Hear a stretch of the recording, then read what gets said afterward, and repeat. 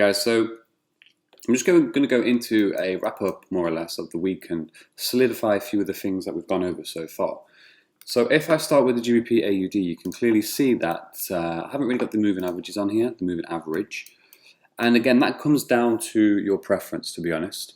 Some people prefer the clean chart, some people prefer the extra guidance of the MA.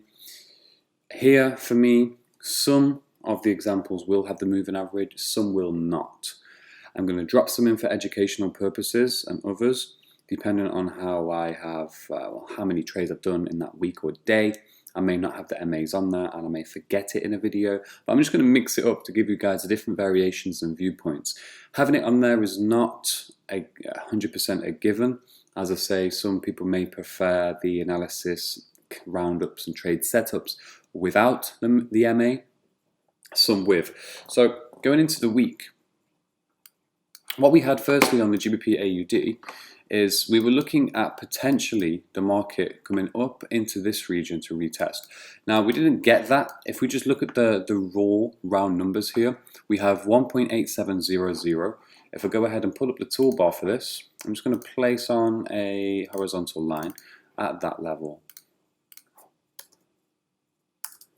1.8700. So as you can see, the market pulled back up off 8.4. Okay, opened on the weekend, a gap higher, we came back in. Where did we rebound from? 8.4, oh no, 8.500 right there. So this candlestick, the momentum, okay, boom, momentum continued down, but the momentum didn't hold. It springboarded back up. So 8.500 right there. We have this bit, and then we also have the wick of the candle just there too. So after that, the market experienced, if I go over to the 4 hourly, the market experienced a pop up into the next region. So we went from 8.5 to 8.7. That's a 200 pip move. That's a 200 pip markup. What is important here is that, again, all of the candlestick formations are in the book, and we would have gone over them on the AstroFX 3-day course. It is important that we utilize some of the candlestick formations to give us a heads up in case of market reversals and so forth, like over here. Bang, we have the bearish engulfing here as well. We have a shooting star here and so on. Bearish engulfing here. So it's good to know the candlesticks, but we're trying to take it a step further. We're going beyond candles now. But again, candles will remain the foundational aspects of the technical analysis. So it's always good to have as much knowledge as you can, build as much knowledge as you can, keep that in your archive. But on the refinement process, which we are doing now, we want to only use and utilize the tools with the most power. Coming into this region over here, what we had the, one second. So we had 8.5 from across here up until, let's say, those bodies there. So we were in a small consolidation period for some time. Look at 1, 2, 3, 4, 5, and then 6. Look at this as a rounded bottom. Down and then out. Down and then out. On an hourly, let's see how that one looks. The hourly there, it's a little bit more choppy, a little bit more messy. But as you can see, we did have a break, and then swiftly after that, the next hourly body closed back into the range, and then again, spike, spike, spike, spike. In such scenarios, it's really good to, and I'm going to be giving some more live market exercises as we go along, but it's really good to just zoom in and just see where the market is finding support. Focus on the finer details, the finer elements of actually what is the market telling us and communicating at these round numbers. So market popped back up, as you can see, doji candle, but this more or less, spinning top candlesticks here, but they are explaining to us visually that the bottom is now in place. We forced back in here, okay? But again, 8.500. I'm going to continue to reiterate the importance of the psychological levels, and again, be careful. They need to break, or the market is going to bounce. Market bounced back up. Boom, up thrust, up thrust, up thrust. We made highs. What was the high here? 8.733. Took out the open of the week. Which was relatively high anyway. So we went into that zone, 8.7, and then look what happened. Huge pullback, huge wick beyond. 1, 2, 3 bodies could not close They could not close above 1.87, and the market just started to decline. Fall, come back through the box range. If we extended 8,500, look what's happened here. Market's broken back through, retested it as resistance, retested it as resistance again. So orders had been picked up here. So we've gone from 8.4, where profit, this is profit taking. So from 8.7, sellers stepping in, down to 8.4 again, like a similar scenario over here. Went to 8.4, rebounded, 8.4, rebounded. Why? Why this volatility? Why this sudden spike? Because the orders have came in. Now the orders right here, some of them are going out. Also, you could also say that because it's a Friday, again, timing is quite important here. Orders have come out, orders have stepped in, quick 100 pip rally, and then again, look at 8.5. Look at how the market has spiked through 8.5, closed back below. We had the little bearish engulfing. So even after this candlestick right here, that's an entry, because we can see it spiking back into resistance. We know that the market, especially on the 4-hourly now, it's starting to swing to the downside. 4-hourly, what can also assist us with that bias is bringing this across. So we have 0.1, 0.2, 0.3, our standard execution for a trendline bounce. We had the fake out, and then we came back in and back below. So now for me, GA, if we look at it on the 4-hourly perspective, but first let's look at the week. Let's look at the week, because the week is quite important. Because last week I was thinking that the market, especially, okay, if you had the MA on, that moving average will be running up here, but 8.4 we spiked too, so we had bull, bear, bull, bear. I was thinking that the market could take out 8.7 and go to the upside, because monthly was looking pretty decent as well. Because the previous month we took out the wick here. Momentum remained to the upside. However, 8.7 was a huge barrier. If you look across here, 8.7. So I wasn't really expecting that on the GA. So where can it go next? Well, what's happened with that weekly closure, because I'm recording this video, it's Saturday, 10 AM, 30th of March. This candlestick has now taken out that wick. So this indecisive price action, if we look closely, momentum has gone and it's closed right at the bottom. It's closed more or less 80–90% of the previous wick. So that tells us now that the momentum on the weekly has found its directional bias, and we are now looking to go lower. We could come all the way as low as 1.8 again. So coming into the day, as you can see, look at the daily. The daily after this day here, so we had Friday, Thursday, Wednesday. So Wednesday, I've just explained the price action on the mini chart. Spiked into 1.87, and then we rejected. So here what we can do is we can do our daily analysis 10:30 p.m. on the end of that day to see where the market can potentially go next. Then what we've seen is, boom, pullback, breakthrough, but we've also engulfed 1-2 previous days. We've broken out of the box range there, which have kept on from the 4-hourly, and then the market spiked straight back into it. Retested it, but we've also closed below 1.84, which we didn't before. So we had resistance, support, support, now we're breaking that.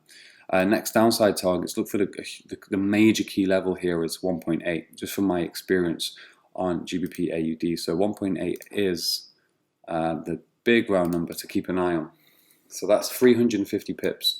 We could see maybe a pullback and then downside movement, downside momentum, which I do definitely think is going to happen. But that's just a wrap up of the week so far. If we look at also the Astro flip side of things, if we look at this chart from the other perspective, utilizing the other side of our mind and brain, we can see that the market was stepping up nicely. Again, this looks like a nice bull run, right? This is looking like a nice bull run. And then even across here, we have obviously 1.8, and then we have maybe a target 1. Keep an eye on what's that coming in at, more or less near 1.8200. That could be a pretty decent setup as well. If we took the wicks and the bodies, this is an average right there. It looks like the price could maybe, come back down, create one more higher low, higher low, and then continue upside. So that's looking as if, again, wicks thrown to the downside. So again, this chart just helps you with your confidence.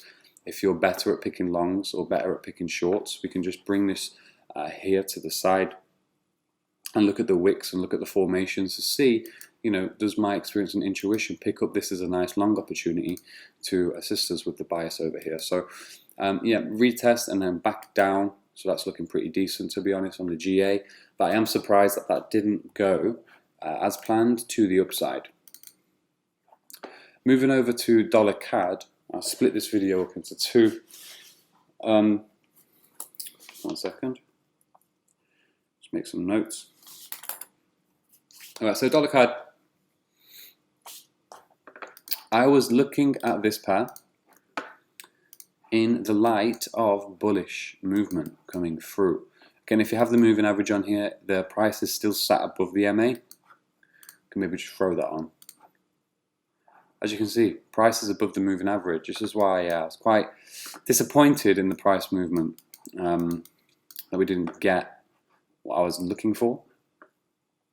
So MAs are still, just move that, moving average, the price is still above the moving average. What we can see here though is that we made a high at 3,500, I believe. Monthly, the new monthly candle opens on Monday, so we can still continue, fulfill this wick here and then maybe come to the upside. It's a bit of a tricky one, because what we can often see and expect after moves like this, when the market has swiftly shifted in a rapid manner, and this huge bearish engulfing candle, what often happens, the market may trace price back up and may retrace here. If you can look at this from top to bottom, if I go ahead and maybe use the fib retracement from the high down to the low, what we can actually see there is that the price has spiked back into the 61.8, and now USD CAD on a monthly perspective may roll over to the -27, so that's target 1. So with that being said, let's have a look at that on the weekly. The weekly has been stopped more or less by the 61.8 right here. So we have 1, 2, 3. 1, 2, 3. So we're looking at USD CAD can potentially start to take a meltdown to 2.9. So that is why USD CAD has been struggling. Looking at the day on CAD, I'm not sure why these labels are disappearing for me at the moment. I'm not too happy about that. It's kind of annoying. I have to get to the bottom of that one. But 1.3068, we have the lows. The Fibonacci target is 1.29. So if I just place that fib on once again, so from the high down into the low, A, B, C, and then D down here. A, B, C, D. Yeah, that's looking like a pretty decent confluence, to be fair. So that's probably our Fibonacci target 1 can be 0 again, because it can bottom out, retrace, because we're looking at the higher time perspective. So we can expect movement like this. Depending on how long you're comfortable in holding a trade, then that could be something that is sufficient enough for you to execute, hold. Okay, everyone's different. That's why I'm always talking about you have to merge in your characteristics and personality with trading on the chart work. But over here on the daily, let's just go for the back to the lows. So what we've seen yesterday is, if I pull up the Forex calendar, we had 12:30 CAD news GDP. CAD news was a little bit better than expected. So at that time, USD CAD, boom, meltdown. So where did we pick up the orders? So imagine, again, I like to express in the fundamental section, I'm sure you guys will enjoy that, but we have to know what the fundamentals, what's actually going on behind the scenes. Often the price will rally into if I take this zone, range, sorry guys, bear with me, range please, yes, okay, no, don't want to do that. Okay, let me just copy and paste this one. I have to just refresh my screen. But if I take the range across from top wick down to the body, bring this across, we have the market pushed into it once, boom, back down. Pushed into it twice for a secondary test just before the news, because it picked up orders. You look at these wicks, wick 1, wick 2. What happened? 1.3450. Orders are executed. The news consolidated right in the range. It came back. Look at the bodies. Couldn't really close above the range. How'd it go? Whip back down. Boom. News came out. So when the news came out, the orders were picked up beforehand. The market then started to consolidate to wait for the news to come out. The announcement came out better than expected for CAD. So CAD gained strength.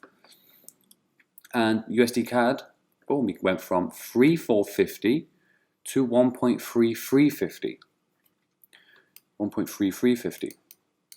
So now, due to this could be the catalyst for the reversal.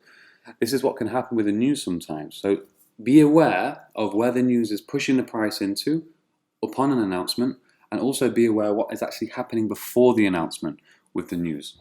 So we had that, and I think gold made some mad movements as well. I'll get onto gold on the next video. But that could now be the catalyst, guys. And then we had our secondary point up there where I had the level, the ray, which isn't matched up. I think it's that one right there. Anyway, these labels are quite frustrating. I'll get to the bottom of that. But first target, you know, we could pull back. We could pull back on the day because the day is relatively strong now to the downside. If you look at this, that was a strong daily closure. Why? Because we've closed below the range and also below the supportive handle. Price is currently sat 1.3346. So we broke the psychological level there too. So overall, we have the Fibonacci A, B, C, and then boom, we can expect maybe a nice price meltdown in the next few days. Maybe something like this. So we got some Fibonacci in there. We have ranges, 4 hourly ranges. If you look at the hourly as well, the hourly was painting a clear picture here too. Spike right into it, back down, boom, we made, so we had a 1 high, 2 high, 3, and then it was gone. And then it was gone, see you later. We also can throw in a nice mini little counter trend line break there as well, especially after this candlestick. So the price was building up for a while. Price was building up. Didn't really reach the third tap of the high there, but then, bow.